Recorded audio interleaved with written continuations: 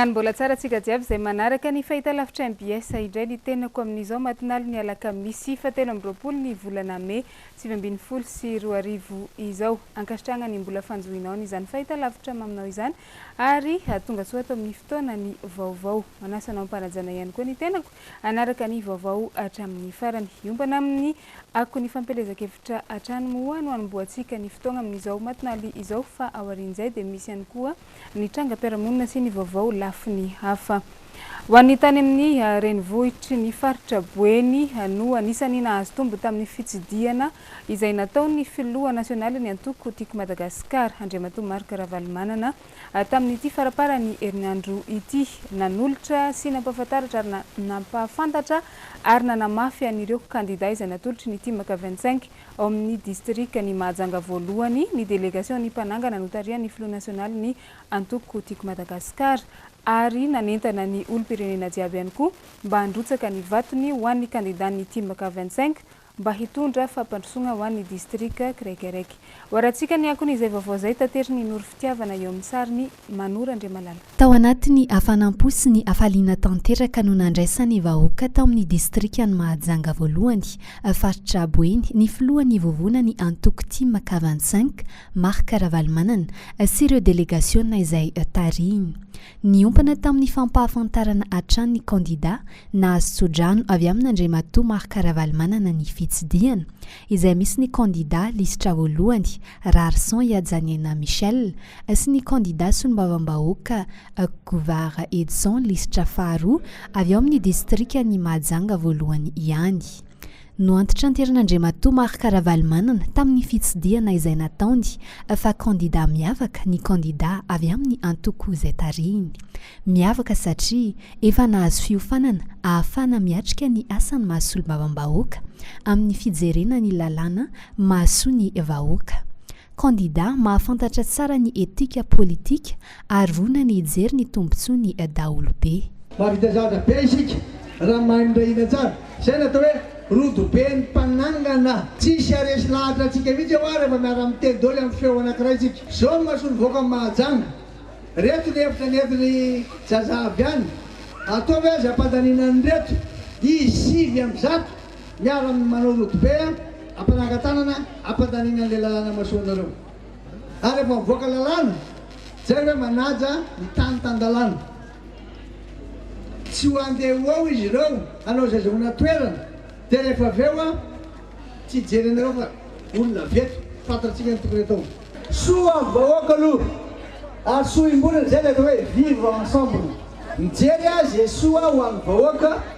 fa tsy ny soa anazy aloha ny aloha fa ianareo aloha dia ny antoko politika azonareo rany zay nanolotra azy faharoa ireo 5 amby 100 izy ny kandida ao mino afo milany daholo izy ireo ny mahasamy hafa ny kandida zay tolotry-dady ao amin'ny K25 dia kandida mivoaka avy eo amin'ny antoko politika nahazo fiofanana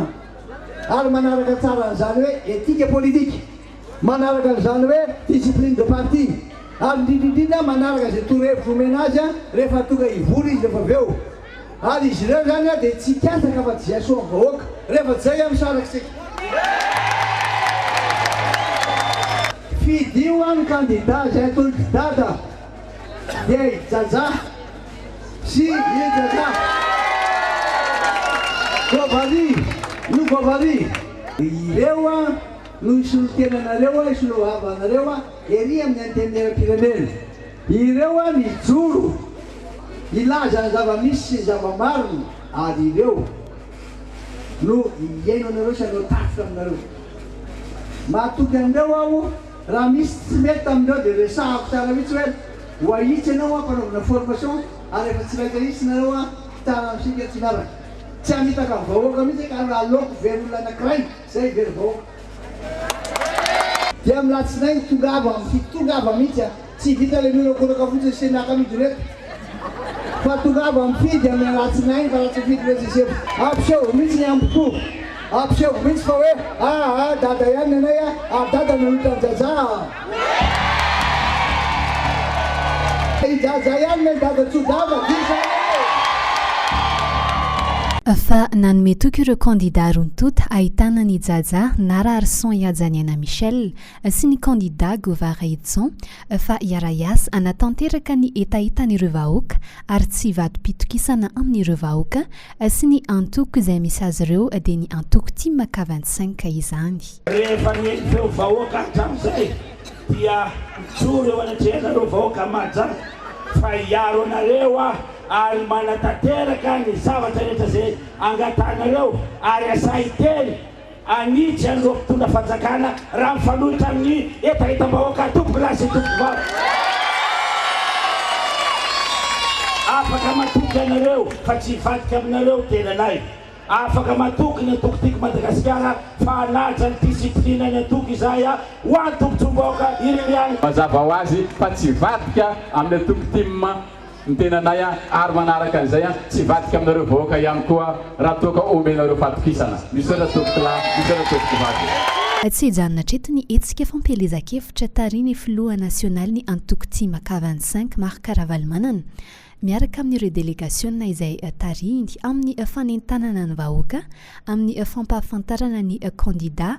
fa itoyatrany izany ambara-pahatapitry ny efem-potoana farany ahazona manatanteraka ny fampelezakevitra fa hitasoritra tamin'ny fitetezam-paritra izay nataon'izy ireo ny afaliposy ny afanampo-ny vahoaka ny aona mivantana tamin'ny filohan'ny vovona ny antoko Team K25 Marc Ravalomanana. Amin'ny fahafito amby roapolo ny volana May avy izao fidio ny kandida avy amin'ny antoko Team K25. Fanandritra ny fandalovany tao amin'ny renivohitry ny faritra Boeniny ihany koa no nanararota ny filoha nasionaly ny antoko tiako Madagasikara nanambara fa tena mahantra tanteraka ny vahoaka malagasy amin'izao fotoana izao tsy vitan'izay fa maro ny fampanantenana tsy tanteraka ary tsy misitraka an'ireo izay tombontsoa tokony omeny fanjakana azy ny akamaroan'ny vahoaka horantsika ny fanehoan-kevitry ny filoha nasionaly ny antoko tiako Madagasikara Andriamatoa Marc Ravalomanana. Palalana ny zava-misy ny vahoaka zay le hoe mangarahara zay tany alenao rehetra amin'izao fotoana zao mikaikaiky daholo vonjeo zay tada tena mijaly zay tsy mandeha mianatra ny zanakay satria tsisy vola ataovany 150 000 droit d'entrée amezana ny fram dia zao koa le piopy raha 10 000 ny karatromby efa mihoatra manaly izy amin'izao fotoana zao teny aminareo mbola tsy todiany aminareo mihitsy le tena hoe misitraka na mahazo le service aty amin'ny fanjakana fa raha ohatra ka misy miteny ary hoe afa manao zeranga dia atao mazava ro fatatrin'ila dia atao vitany zay nge tsy sarotiny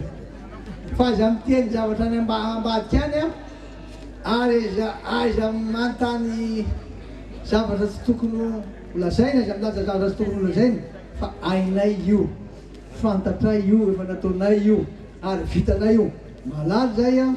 mahay zay mavity zay miaraka amin'reto vahoaka reto message manaraka ianareo malala tsara fa nandesany atsika noho zany ampiseho mihitsy ny amboko ampiseho mihitsy fa hoe dada ihany anay ny dada tsy mafoy amin'ny vahoaka tsy mafoy amin'ny dada miaraka fa ny dada sy vahoaka fa zao aminareo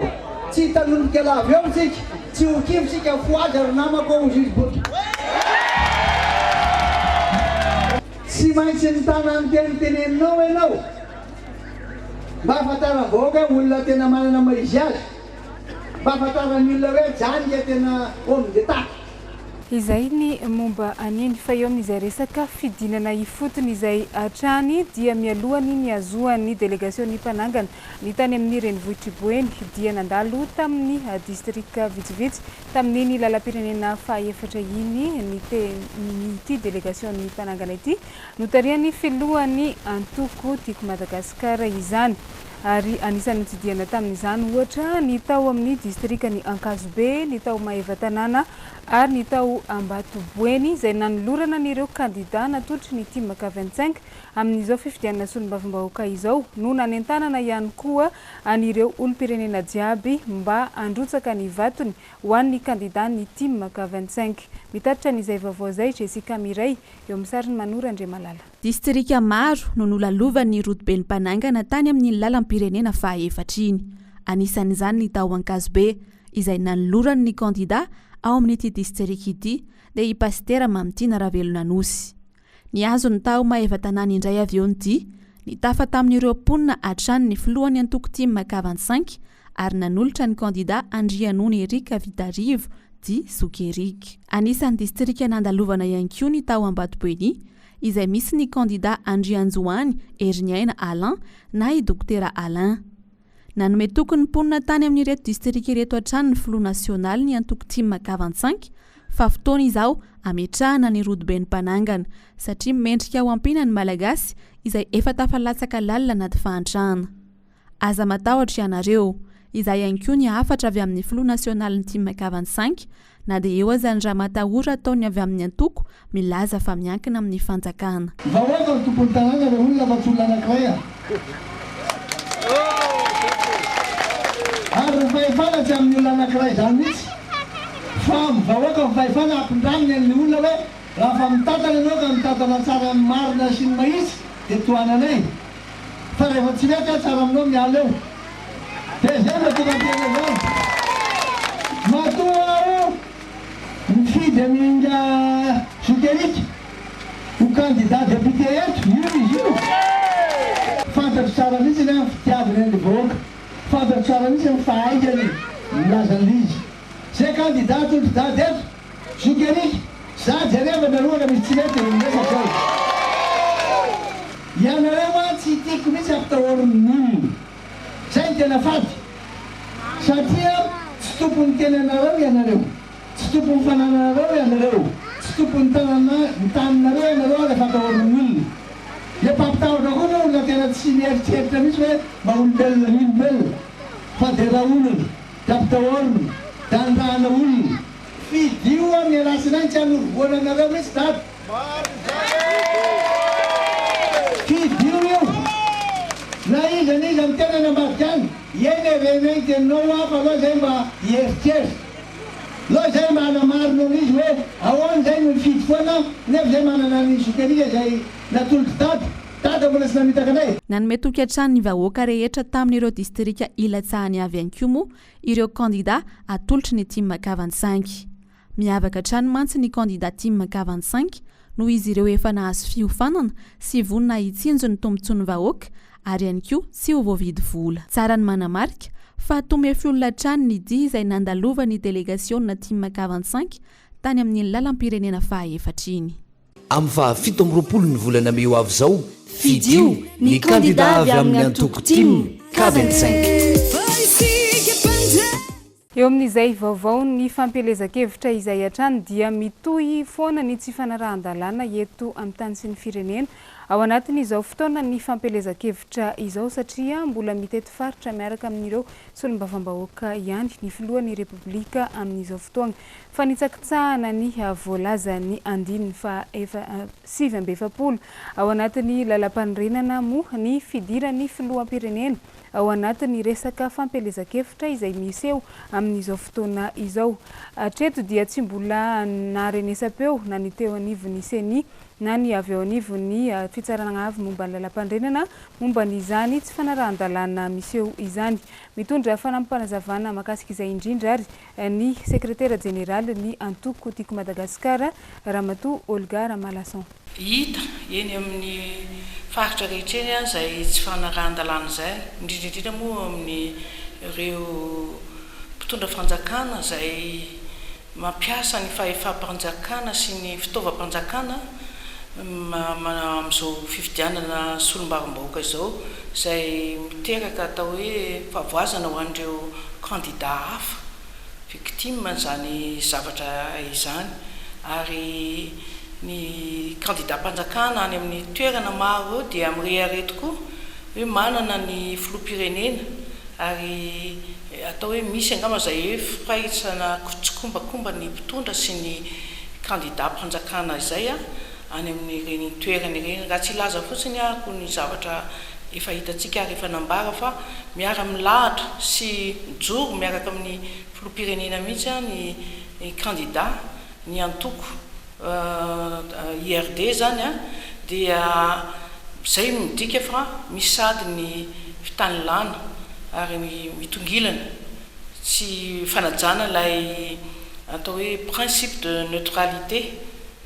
ary ny mampalahelo dia tsy hoe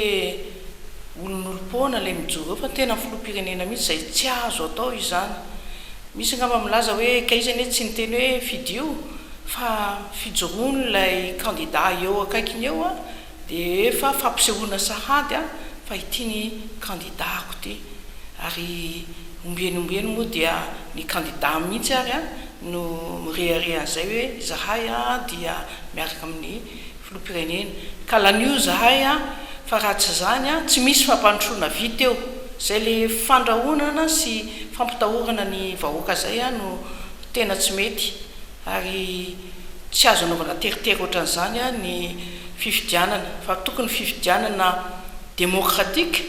mba haisin'ny démocratie eto amin'ny firenentsika zany hoe mba olona voafidy ny olona voafidy eo dia tena sitraky ny vahoaka tokoa ary tena mampalahelo ary dia ilay tsy fanajana ny lalam-panorenana ny filoham-pirenena hita mijoro eo akaikin'ny candidat ohatreny dia mampifangaro ny asan'ny mpanjakana sy ny asana antoko zay lazainy ao amin'ny lalam-panorena antsika amin'ny 1970 fa zavatra tsy azo atao mihitsy izay hoe mampifangaro ny asan'ny filoham-pirenena sy ny asan'ny filohana antoko zay nefa ny zava-misy hitatsika amin'izao fotoana ary zahay moa dia nitety faritra maro tany Brickaville, tany Tomasina, tany amin'ny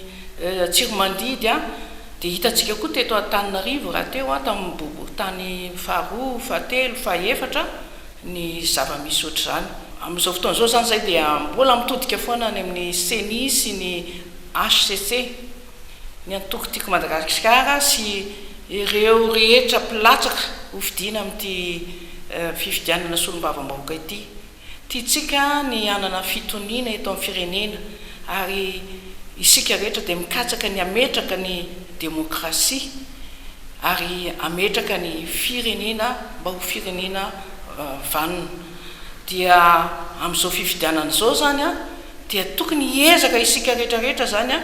mba irona amin'izay hoe fametrahana ny démocratie tena izy zay sy ihany koa amela malalaka ny olona anao ny safidiny tsy elingelenina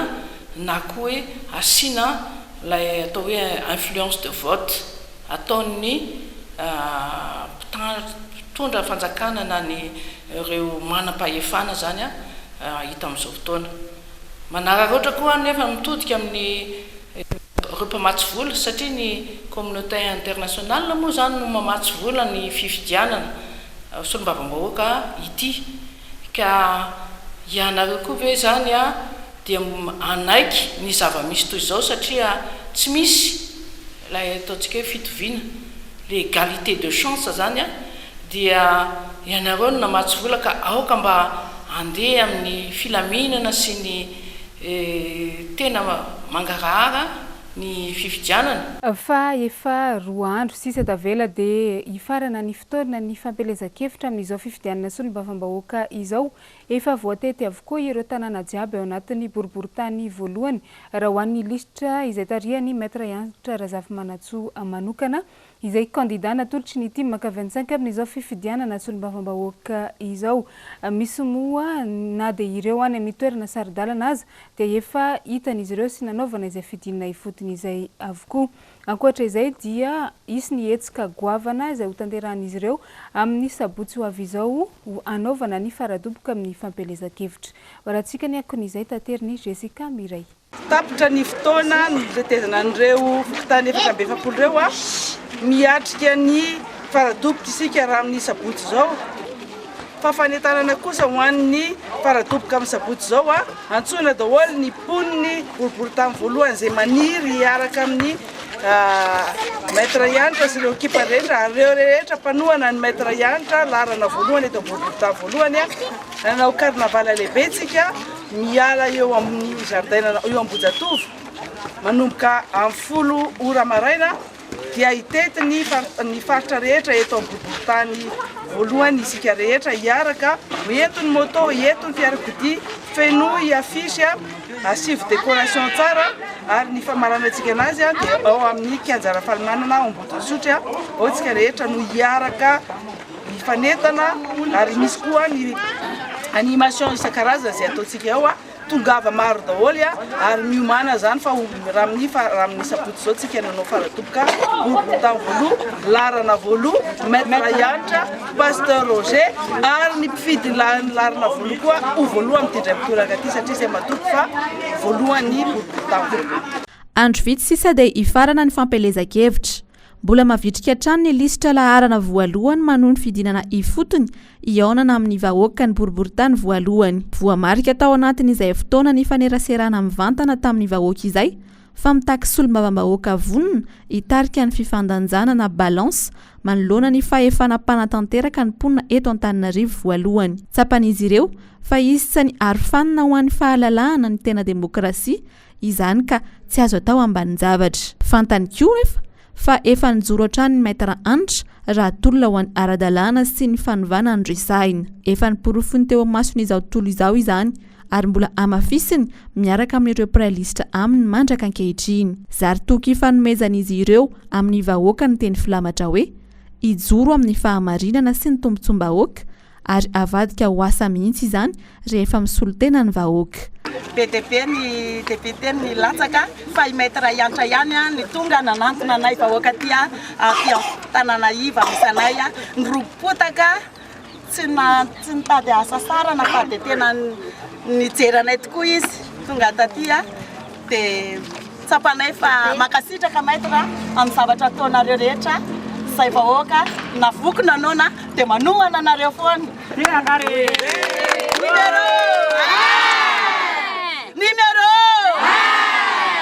Zay amin'ny tanàna iva mipetraka tsisy mpijery zahay ankoatran'ny maître Yantra numéro 1 natolotry dada nasodrany tamin'ny dada. Zahay zany dia manentana antsika rehetra eto boriboritany voalohany ifidy amin'ny maître Yantra fa mahavita azy io ary tsy nisy navita ny vitra ny maître Yantra tetỳ ambany tanàna nanamboary ny lalana kely nanamboatra izy basay tsisy zavatra tsy vitan'ny maître Yantra io ny anay dia numéro 1 ihany ranaky dada ihany timma ihany numéro ary ny mahatonga na hiara-dia aminy dia nitsinjovako ny taranako afara mandimiko satria za zany tia mahiringiriny dia fidy anazy hatramin'ny farany.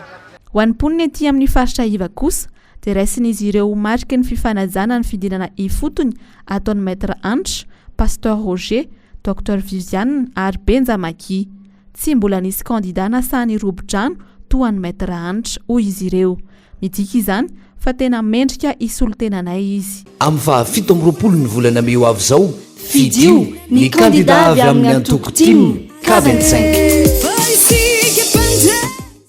Ho an'ny kandidan'ny team K25 ao amin'ny boriboritany fahaenina izany hoe ao amin'ny commune Ambohimanarina iny kosa indray dia mitohy hatrany ny fidinana ifotony izay ataon'ny délégation-ny team K25 ao atoerana mandritra izao fampelezan-kevitra izao mitsidika an'ireo fokontany 230 mandrafitra an'izany hatrany amin'ny toerana farany ambany lavitra indrindra any moa dia andehanana sy tsidiany ireto délégation ireto avokoa izay tariny listra voalohany Todosoa Andriamampandry mandresy lahatra sy manentana ny olona mba hifidy ary hazoto hifidy sy hiaro ny safidin'izy ireo amin'ny alatsinainy 17 ny volana May ho avy izao. Waratsika ny fanazavana. Enimpolo isanjaton'ny mponina ao amin'ny distrika n'Ambohimanarina faritra Antananarivo fahaenina dia mpamboly mivelona amin'ny fambolena vary aloha avokoa ary mpiompy. Isan'izany ny kandidat Todisoa Andriamampandry natolotry ny Timaka 25 amin'izao fifidianana solombavambahoaka izao. Isan'ny mahasoa ity kandidat ny Timaka 25 ity araka izany ny fijerena vahaolana ho an'ny tantsaha ao anatin'ny boriboritany fahaenina. Tsy tokony atao ambanin-javatra hoy ny kandidat Todisoa ny fampandrosoana ny tanàna n'Ambohimanarina rehefa lany solombavambahoaka ny tenany. Hatramin'izay manko dia zary tohatra fiakarana hatrany ny mponina Ambohimanarina. Ao aorian'ny 17 Mey kosa iova izany hoy ny fanambiny Todisoa Andriamampandry. Resy lahatra amin'ny vinam-piarahamonina no velabelarin'ny kandidat Todisoa sy ny lisitra tarihiny ny mponina ao amin'ny boriboritany fahaenina ary nanamafy fa ny kandidat laharana voalohany ao anatin'ny bileta tokana ihany no ahavita ampivoatra ny tanàna n'Ambohimanarina raha hatrizay tonga eny Tsimbazaza. Zany ezaka andany anazy hatramin'ny farany ka rehefa lany zany dia mba mangataka anazy hijery anara-masanay akaiky sady mba hijerenay akaiky dia ny tena angatanay aminy any lalana dia ny jiro. Ny rano koa zany mba tianay atao kaikikaiky tanàna fa lavitra be leny amorony arabe.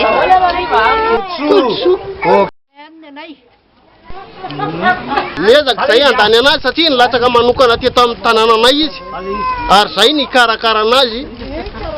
Ponina ray manontolo aty mana mba olana eto aminay izy tiako Madagasikara. Fifaliana trano nandraisan'ny mponina ny kandidat Todisoa sy ny lisitra faharoany Feizoro isaka ny manao fidinana ifotony izy ireo tahaka ny tao amin'ny fokontany Ampefilohankeny eny, tao fierezana,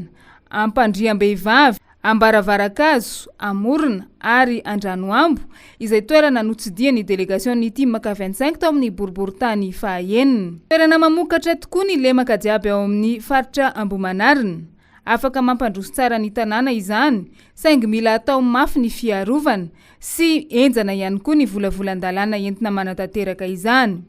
Imasoa ny kandidat Todisoa Andriamampandry ny fiarovana ny tany ny tantsaha amin'ny varitra kolaka atao amin'ny tanin'izy ireo mba tsy ho vahiny indray no anjakazaka. Ny laharana voalohany no vahaolana ho an'ny boriboritany fahaenina amin'izao fifidianana solombavambahoaka izay ho tanterahana amin'ny alatsinainy fa 17 ny volana Mey 2020 sy 2020 izao. Amin'ny fa 17 ny volana Mey avy izao fidio ny kandidat avy amin'ny antoko Tim K25.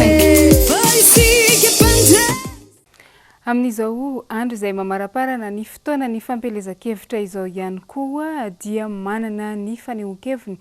ny kandidat ny Timaka 25 amin'ny boriboritany fahadimy laharana fahaefatra ao anatin'ny bileta tokana ny lisitra tarihan'ny fetra sy inaina izany. Nanambara izy ireo fa mahatsikaritra fanapara-pahefana sy tsy fanarahan-dalàna ao anatin'ny boriboritany izay misy azy ireo zany hoe ny boriboritany fahadimy. Ankoatra izay moa dia manentana ny olon-drehetra izy ireo manoloana an'izany mba hahay safidy amin'io fa 17 ny volana Mey 2020 sy 2020 io. Horantsika ny fanazavana nentin' ireto kandidat roalahy ao anatin'ny boriboritany fahadimy ireto. Izahay mirahalahy reto niaraka tamin'ireo namana rehetra amin'itiako Madagasikara K25 dia afapo tamin'izany fampelezan-kevitra zany satria tsapa faresy lahatra ary lina ny olona tamin'izany fifampiresahana mivantana nataonay tamin'izany. Na zany anefa nahatsapa ny teny andalana teny fa mbola misy ny fitaka, misy ny lainga, misy ny fampiororona zay ataon'ireo kandidat sasatsasany. Anatin'izany ny fiara-miasa amin'zareo amina président fokontany. Asa natoromarika avy izy io natoromarika avy izy fa misy resaka fampiororona hoe rehefa mifidy ny kandidat antiky Madagasikara ianareo dia hoe sorona amin'ny taninareo eto. Raha mifidy ny kandidat antiky Madagasikara ianareo dia hoe sorona ity zavatra ity satria ny commune ity dia oaoaoa. Ohatrohatran'izay zany zavatra hitanay raha ny androany manokana teny amin'ny faritra Soavimasoandro sy Mambateny. Rehefa nifapiresaka nefa izay dia resy lahatra ny olona fa tsy manana eritreritra amin'izany ny tiky Madagasikara. Mino izay fa tsy manana eritreritra zany be ny tanàna ary ny tenanay izay miteny dia mpanolotsaina ny tanàna na Antananarivo. Ka miangavy izay ato lalao madio le izy. Aleo ny vahoaka no hitsara, ny programa tsara mety ho vitanao roso dia resinao lahatra ny vahoaka rehefa hitan'ny olona fa tena manana fanondrina tsara ianao toy ny anananay azy ato amin'ny tiky Madagasikara kandidat laharana fahaefatra fehitra sinaina ato amin'ny boriboritany fahadimy laharana fahaefatra. zay ny mahakasika ny fampelezan-kevitra ho an'ny androano ho an'ny zay herinandro vitivity zay kosa dia betsaka ny zavatra nataonay ary betsaka ny resaka natao tamin'ireo ponina eny amin'ny boriboritany fahadimy zavatra manahirana vahoaka debe ary raha nitsidika niaraka taminay teny président Ravalomanana tany andray soro tany atsaronena tamin'ny faritra atao hoe beponiny reny dia nahita ny tena olany vahoaka tao ny resaka filarana amin'ny resaka rano ndray andro tontolo ny reny mpianakaviana sy ny zaza mambehivavy milahatra ao ny resaka loto ao ny resaka fahatapahan-jiro zany ao ny olana amin'ny resaka fanabiazana zany hoe ny vola aloha any amin'ny reny sekolim-panjakana EPP ireny nefa asa raha tsaroantsika fa tamin'ny andron'ny président Ravalomanana teo amin'ny fitondrana 10 taona mahery lasa dia tsy nandoavam-boly zany EPP zany nazara raha nisy ny volana aloha nisy ny kit scolaire koa niaraka tamin'izany miampy ny tablier ankehitriny aiza ho izy zany zao zany ny fampiresahana tamin'ny vahoaka ka hoy zay matsy ny poniny boriboritany fahadimy rehefa tonga eo amin'ny toerany izay vidio ny larana faefatra fa iady ho an'izany izay zany fanabiazana maimaimpona fa ny 7 isanjaton'ny malagasy any ka sahirany ny solom-bavavoaka dia mpanao lalàna fa tsy mpanao lalana tsy mpanao fotodrafitrasy kanefa kosa mahazo matoky ianareo fa izay dia anao tolo-dalàna sosialy zay tena mitsinjo ny sosialim-bahoaka fiarovana ny zon'ny mpanjifa io resaka rano io tena mahonena amin'izao taonjato eny antsika izao tsy eny amin'ny tany ambony ihany fa na eny amin'ny tany ambany ary mba heritrereto ange tompokilasy tompovavy amin'ny ray maraina no mifo ny olona eny analamahitsy carrière zay tsy lavitra kory ny toerana misy ny ataontsika hoe olona tena manamaizy azy eto amin'ity fireneny ity sy tsy lavitra kory ny toeran'ireo ataontsika hoe lotissement an'ireo olona manan-katao eto amin'ity fireneny ity fa amin'ny ray maraina miroa maraina no fony vahoaka mandeha milahatra rano vidina 10 io rano io amin'ny bidon dia avy eo amidy 10 ka zany anisan'ny zavatra tena nanaitra anay tokoa ary hitanareo eo fa mahakasika an'io rano io dia anao tolo-dalàna izahay ny amin'ny hoe inona ny tokony atao rehefa tsy vita ny jiramarery izy io satria tadidio fa l'eau appartient à la commune maneran-tany io ny dikan'izay ny rano an'ny commune kanefa eto amin'ity tanàna Antananarivo ity dia tompony mangatakatiny ny commune Antananarivo ny vahoaka zany sy ny Antananarivo renivohitra ka betsaka ny zavatra hita betsaka ihany koa nataontsika hoe tolo-dalàna ao an-tsainay ao sy andohanay ao rehefa vonona fotsiny fa miandry ny atongavanay eny amin'ny antenimeram-pirenena ka dia vidio re naina sy fetra larana faefatra eto amin'ny boriboritany fahadimy vidio izay miralahy vidio fetra vidio naina fa tsy hamitaka anareo izay ary tsy hanala baraka ihany koa ny filohan'ny tiako Madagasikara dia ny président Marc Ravalomanana satria rehefa meno ray aman-dren'ny fatokisana zany dia masina zany fatokisany ray aman-dreny zany aminay ka tsy anjara kilomby andoha izay raha izay ny an'ny tany amin'ny boriboritany fahadimy ho an'ny tao amin'ny distrikany Avaradrano kosa dia namaly ny etaeta ny ponina ao anatin'ny fokontany Ikanja ao amin'ny commune Ambohimankakely ny candidat Roalahy izay natolotry ny team K25 ao an-toerana dia ny lisitra tarihan'ny Géry Randriambolaina sy Ady Andrianatsifona tsara izany ankoatra izay moa dia nitohy tamin'ny fidinana ifotony tany anatin'ny commune Ankadinandriana ny délégation ny team K25 ao amin'ity distrikany Avaradrano ity nanao ny fampelezan-kevitra tamin'ny tontolo andro ny alarobia 12 ny volana May omaly izany nitetan'ireo fokontany jiaby tao anatiny izany commune Ankadinandriana izany hoaratsika ny akon'izay vaovao izay tsy nekeny sainy candidat ho solombavam-bahoaka izay natolotry ny team K25 ao Avaradrano tsy hitsidika sy hitafa tamin'ny ponina tao amin'ny commune Ankadinandriana noho izany Géry Randriambolaina sy Ady Andrianatsifona tsara no tetezina avokoa ireo fokontany mandrafitra ny commune Ankadinandriana nanazavana ny vinan'izy ireo araka ny foto-kevitra hijoroany antoko tiako Madagasikara izay nanolotra azy ary nandresena lahatra ny olom-pirenena jiaby tamin'izay nandalovany mba hifidy ny laharana fahaenina ao anatin'ny bileta tokana amin'ny alatsinainy 17 May ho avy izao amin'ny andro vity milona fifidianana zao dia atao efa presque efa voatety ireo fokontany maromaro sy commune rehetrarehetra dia amin'izao manaraka izao zay efa atao hoe mamerina sy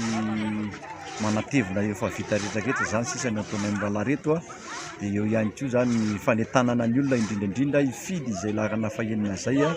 manentana ny vahoaka navaradrano tsy akanavaka hifidy ny lalana fahenina. Manentana ny olona koa zahay satria efa ao anatin'ny propagande zao a mba hifidy ny larana fahenina amin'ny listra aty avaradrano amin'ny listra tarihan'ny Jerry Randriambolaina sy aza andrianatsoina tsara azy. Miasa miaraka ny fahombiazana araka ny fomba fitenin'ny filoha nasionaly ny Antokotiko Madagasikara izay tokoa no nataon'ny kandida Jerry Siaja tao amin'ny commune Ambomangakely tamin'ny alalan'ny fanamboaran-dalana mirefy 4 kilometatra sy sasany eo. Ity lalana ity izay efa nampijaly ny vahoaka ny kianja hatry ny taona maro ka nitadiavan'ny kandida ny Timaka 25 vahaolana na dia tsy mbola eny amin'ny anteny meram-pirenena azy izy ireo amin'izao fotoana no amafisiny tamin'izany fa na dia tsy andraikiny amin'ny masony mbavam-bahoaka azy aza izany fanamboaran-dalana izany dia tsy azon'izy ireo atao ny nitazapotsiny ny maharary ny vahoaka raha mbola misy ihany ny azo atao. Momba le fotodrafitrasa teny Ambomangakely zany a zay lalana natao pavé mirefy amin'ny kilometatra zany a dia fangatahan'ireo vahoaka atao Ambomangakely ary dia anisany nampijaly an'ireo atao hoe ponina atao Ambomangakely kianja zany io lalana io dia nisy fangatana nataon'ny zareo izay mirala reto nijery hoe ahoana ny fomba nampatetarana etaetan'olona reo dia nahita mpiambonantoka dia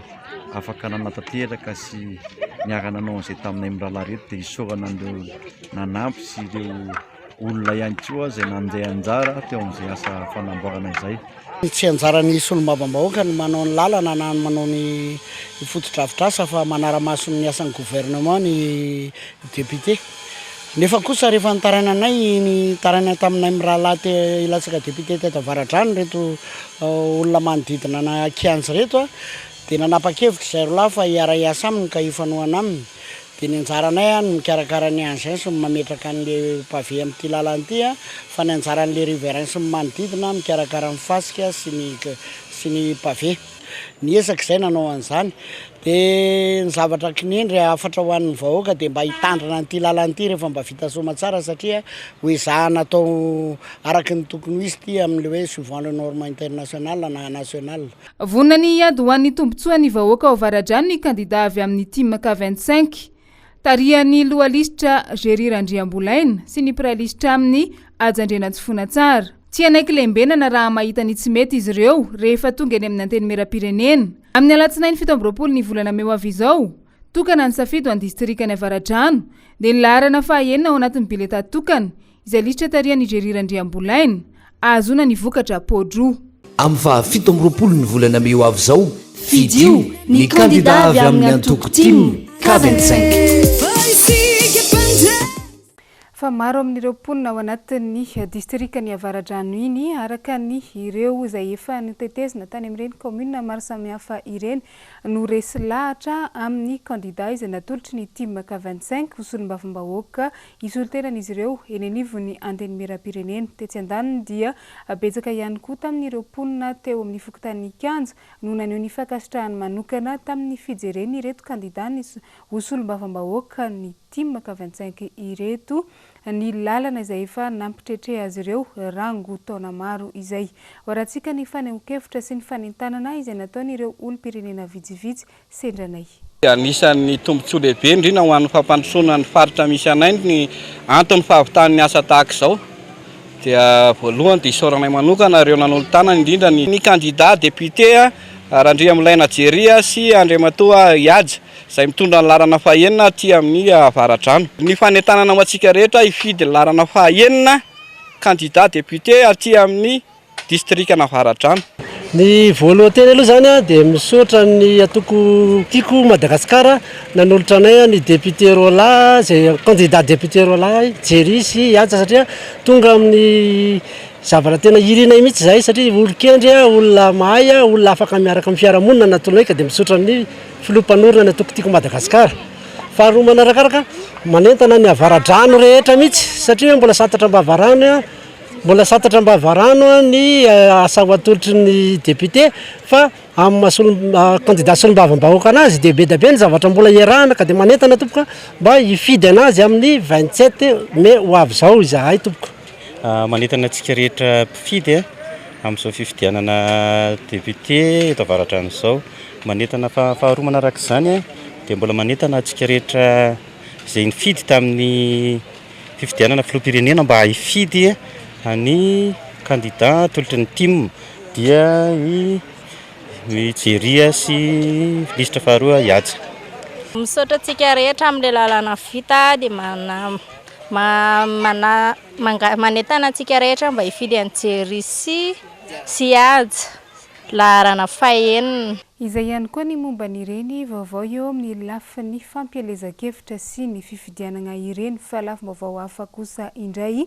Ny taona 2012 lasa teo nisy ny tetikasa fanamboaran-dalana tamin'ny lalam-pirenena izay miboaka sy miditra eto Antananarivo araka ny nambarany teo anivo ny fiadidinany Antananarivo renivohitra. 10 volana ny faharetan'izany ary voakasika avokoa na ny lalam-pirenena voalohany, ny faharoa, ny fahatelo, ny fahaefatra ary ny lalam-pirenena fahafito. Zava-dehibe ny fahavitan'ny fotodrafitrasa karazao raha ny nambara ny tompon'andraikitra ao amin'ny fiadidina ny tanàna Antananarivo hatrany. Tafiditra ihany koa anatin'ny targetra izay napetraky ny ben'ny tanàna Antananarivo renivohitra Ramatoa Lalora Valomanana moa izany amin'ny fampandrosoana ny tanàna. Vaovao tanteriny Germain no menjanahary eo amin'ny sariny Tahiriny Enina Ranariny. Mitoy ny asa fanavaozana sy ny fanamboarana ireo lalam-pirenena mivoaka sy miditra ny renivohitra Antananarivo izay mirefy 50 kilometatra. 10 volana no fantatra ny faharetan'ny asa ka ny volana Aogositra izao no ifarana izany. Ankoatra ny fanavaozana ny lalana, voakasika ny fanamboarana ny sisin-dalana na ny trottoir, ny lakan-drano ary ireo fantsona fanariana rano ao ambanin'ny lalana. Ny banky européenne momba ny fampiasam-bola na ny banque européenne d'investissement no mpamatsy volany ny asa. Ny ARM na ny autorité routière de Madagascar no mitantana ny tetikasa ary ny fiaraha-miasa eo amin'ny commune Antananarivo renivohitra sy ny ministera ny asa vaventy no nahitambokany. Manao ny asa kosa no anjaran'ny orinasa vahiny sy ny malagasy maromaro. Voakasika avokoa ny lalam-pirenena voalohany, ny lalam-pirenena faharoa, ny lalam-pirenena fahatelo, ny lalam-pirenena fahaefatra ary ny lalam-pirenena fahafito. Tetikasa izay tokony efa natomboka tamin'ny taona 2014 izy ity ary ny fitondrana teo aloha no niaraka tamin'ny commune Antananarivo renivohitra ny karoka ny famatsim-bola ary ny fanatanterahana izao asa izao. Ny devis zany sy ny zavatra rehetra niseho zany dia tamin'ny 2012 le fitondrana teo aloha zany niaraka tamin'ny travaux publics teo aloha no niaraka nidina tamin'ny commune indrindra fa ny technician'ny commune niaraka tamin'ny ministère ny travaux publics sy ny ARM no nanao any devis rehetrarehetra nanaovana andreo le lalana rehetrarehetra reo.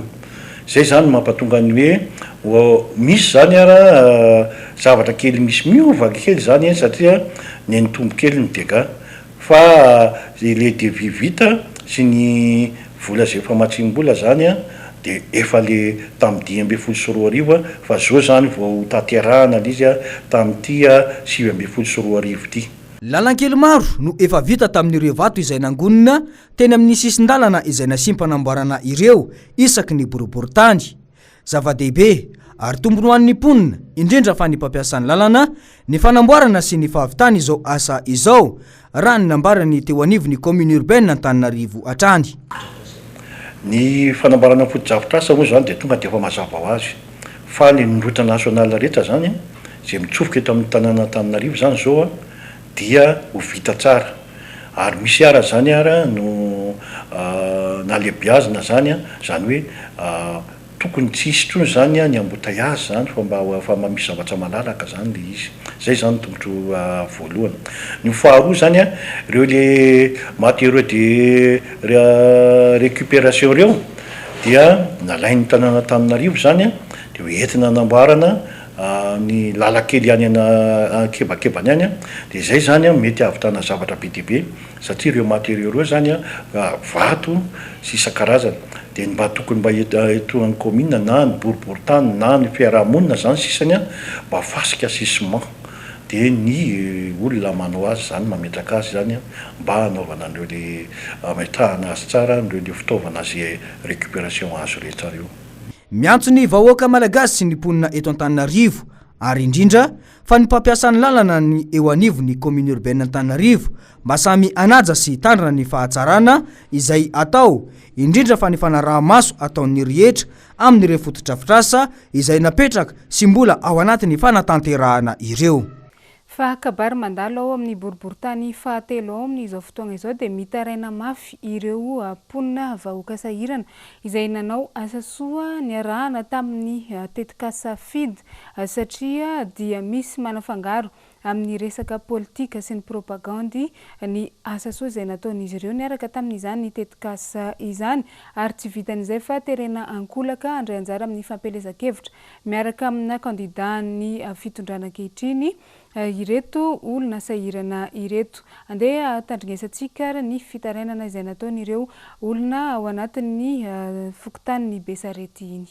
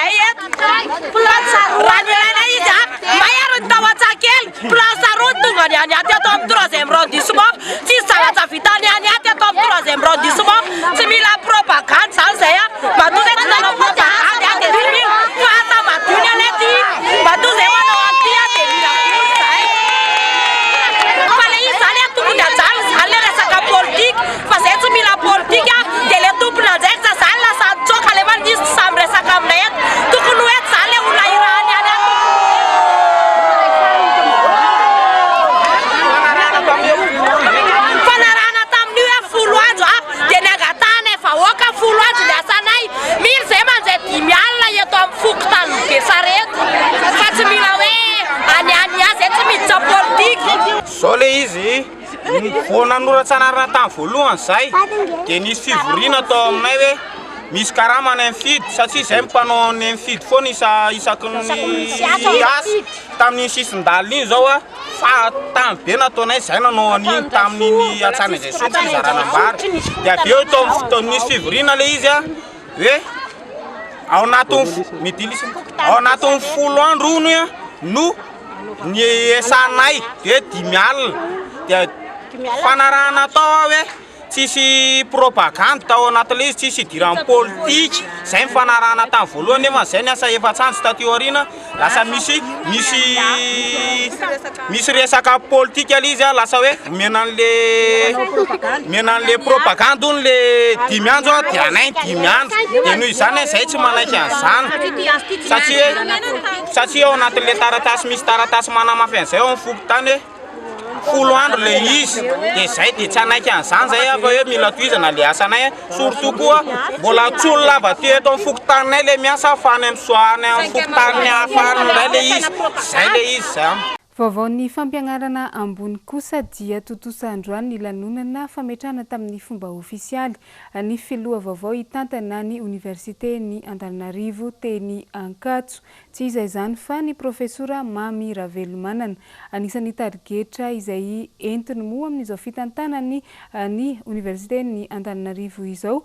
dia ny ady amin'ny mari-pahaizana osoka fa eo ihany koa ny fanafoanana ny kolikoly eny anivon'ny anjerimanontolo. Hoarantsika ny akon'izay vaovao izay tateriny Germain Menjanahary sy Tahiriniaina Ranarinirina. Vorolanina ny mpampianatra sy ny mpianatra ireo olo-manakaja maro teo amin'ny esplanade Ambohitsaina androany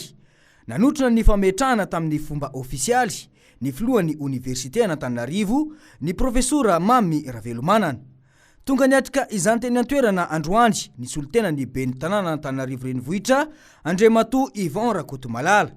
Nambarana nandritra izany fa misy tanteraka ny fifandraisana goavana eo amin'ny université Antananarivo sy ny commune Antananarivo satria iaraha mahita ny fisiany marika famantarana na ny logo ho an'ny commune urbaine Antananarivo eny amin'ny université Mpanjakana etsy Ankatso ity. Isan'ny tarigetra napetraky ny ben'ny tanàna Lalao Ravalomanana raha teo ny fampivoarana ny tanora sy ny fanabeazana mba isiny ny tanora vanona eto amin'ny tany sy ny firenena.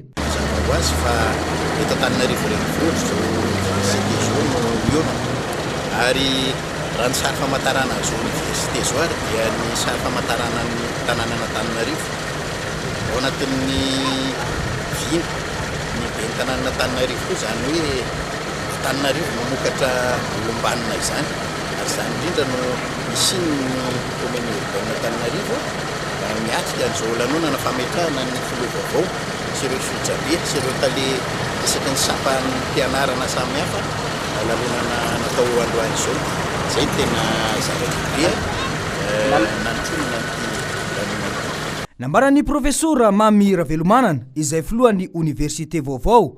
fa tarigetra ny ampivoarana ny université indrindra fa ny fanarenana ny tsy mety teo aloha toy izany kosa izay tsara efa natao toy ny fanavozana ny fotodrafitrasa eo amin'ny université. Ny marina, ny mangarahara ary ny mampiavana no teny filamatry ny filohan'ny université. Ka mba anatanterahana izany dia ho asiana ny taberna raikitra amin'ny fangarahana eo amin'ny lafiny rehetra fa indrindrindrindra eo amin'ny fitantanana. Mba anatanterahana izany koa dia ho avozona ny fotodrafitrasa. Raha mahatsikaritra isika dia efa navozona kely ihany ny eto amin'ny esplanade. Indrindrindrindra mba aleo tena eo amin'ny lafiny jiro sy rano ny université sy ireo ratsy mandraika rehetra ny université. Tsy tonga niatrika ity fotoana ity kosa moa ny filohan'ny université teo aloha fa lasa namitahiraka anivelany raha ny voalaza. Isan'ny voaresaka manokana nandritra ity lanonana androany ity fa isan'ny adina manokana ny resaka diplôma osoka sy ny resaka kolikoly eo anivon'ny anjerimanontolo ho an'ny eny Ankatso manokana raha ny voalaza hatrany. Izay ihany koa no masaka azo natolotra tamintsika tamin'ity niany ity tompoko klasy tompoko vavy makasitraka anao nanaraka ny vaovao ny fahitalavitra MBS ka hatramin'ny farany. Ny tena koa mametraka ny velomandrapitafa amin'ny sabotsy avy zao koa tsika mifanojo eto tanatin'ny fampalalam-baovao. Rina Rabe Mananjara kosa no miaraka amintsika Amaria Matonala nolotra ny vaovao eto amin'ny fahitalavitra. Mametraka ny velomandrapitafa tompoko klasy tompoko vavy.